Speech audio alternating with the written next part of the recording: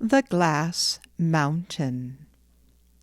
Long, long ago, before ever your great-grandfathers were born, and far, far away in the very heart of the East, there stood a glass mountain. It was so high that the top touched the clouds, and on its summit stood a castle. And in front of the castle stood an apple tree, and on the apple tree grew golden apples. And in the castle there was a silver room, and in the silver room a beautiful princess, bewitched and kept a prisoner by a wicked sorceress, lived in solitude and sadness.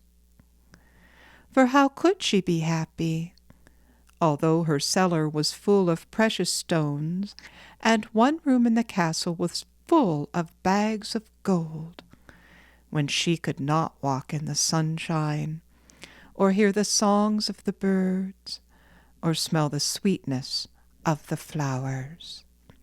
Many brave knights, having heard of the beauty and wealth of the princess, and of how she was kept a prisoner in the castle, had tried to climb the mountain and rescue her. But before they could come any way near the top, they fell down the steep sides and were killed. For nearly 7 years, knight after knight tried, and for nearly 7 years the princess watched and hoped that one of them would at last reach the castle and save her. But although they came in hundreds from all corners of the world, her hopes were never realized. 3 days before the end of the 7th year, a knight clad in golden armor, of whom it was said that he succeeded in everything that he tried to do, rode to the mountain on a splendid charger.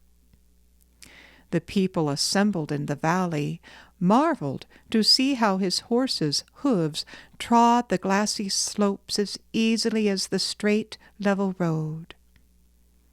The knight reached the top and was already close to the apple tree, and the heart of the princess was beating with joy as she watched him from her window.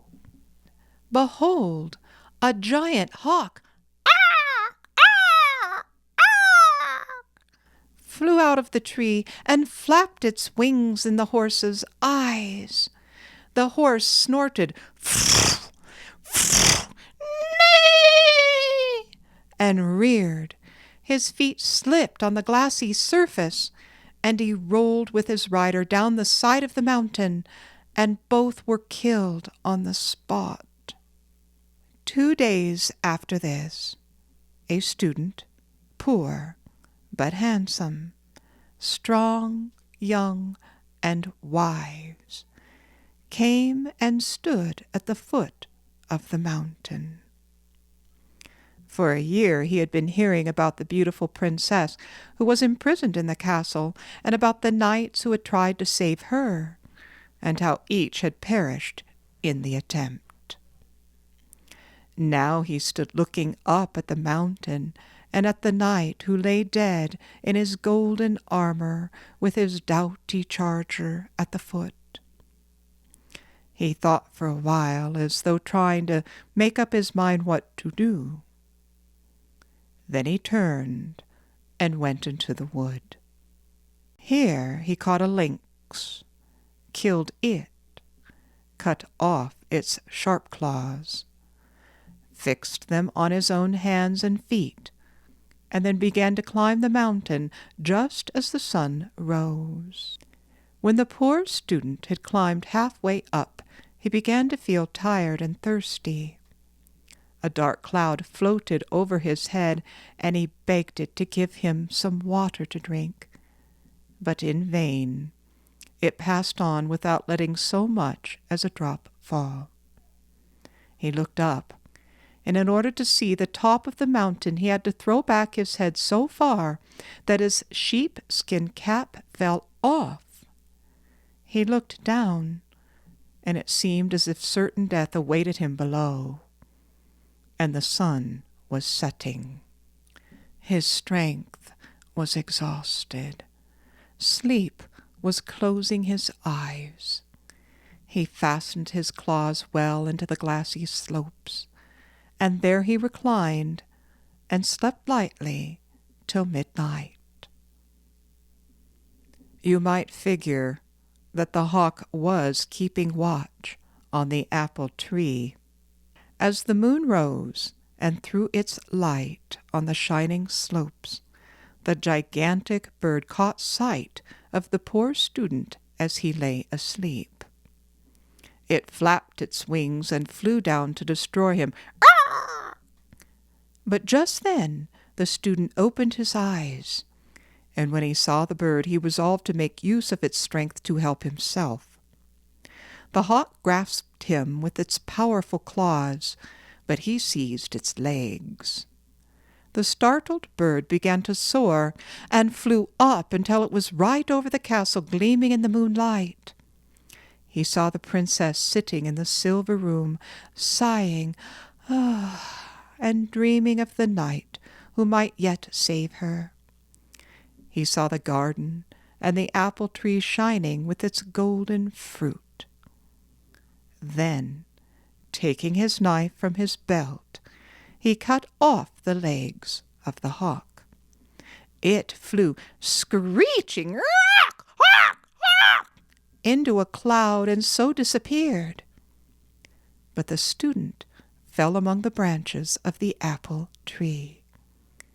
He picked an apple and laid it on the wounds made in his flesh by the hawk's sharp talons. They healed at once. Then he filled his pockets with apples and went boldly to the castle, which was guarded by a terrible and fierce dragon.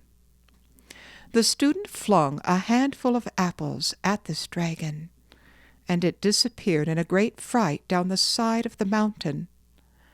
The castle door flew open, and he found himself in a grassy court full of flowers. The princess, sitting at her window, saw him coming and ran joyfully to welcome her rescuer. She gave him her hand, her heart, and all she possessed. The next day, as he and the princess were walking in the garden, they saw a crowd of people gathered at the foot of the mountain. They called a swallow and bade it fly down and find out who these might be. What was their joy when they learned that they were the knights who had lost their lives in trying to save the princess.